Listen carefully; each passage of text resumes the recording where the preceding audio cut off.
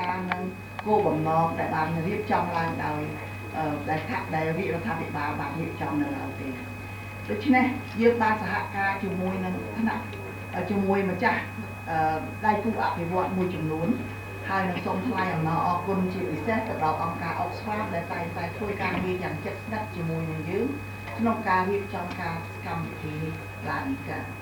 ដូច្នេះខ្ញុំសូមស្វាគមន៍ដល់ការចូលរួមរបស់អាដាមលោកជំទាវនៅក្នុងថ្ងៃនេះនៅក្នុងព្រឹកនេះហើយសូមគោរពអញ្ជើញឲ្យចូលរួមជាយោបល់ដើម្បីធ្វើយ៉ាងណាឲ្យការពិភាក្សារបស់យើងបានជាលទ្ធផលដើម្បីយើងអាចជំរុញបន្តទៅទៀតដើម្បីធ្វើយ៉ាងណាឲ្យថវិកា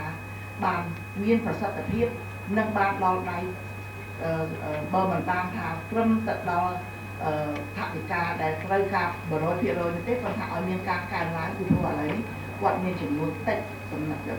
ថវិកាដែលបានទទួលនោះមានមកពីផអ3មានមកអំពីថវិកាពី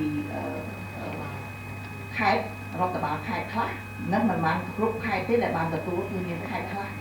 ដែលបានទទួលហើយនឹងពីដៃគូអភិវឌ្ឍនិងអង្គការជាដៃគូខ្លះ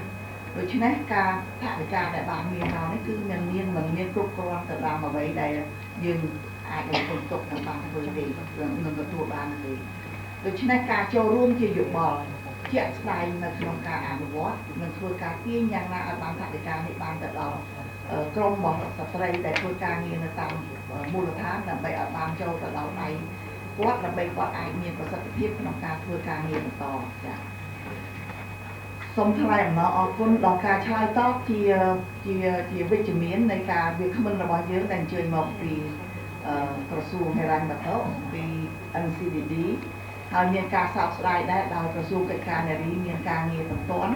គាត់បានបញ្ជូនឯកសារមកមានឯកសារអត់មានឯកសារចា៎មកហើយសង្ឃឹមថា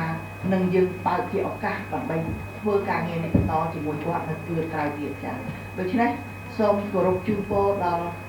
អង្គសិក្ខាសាលាទាំងមូល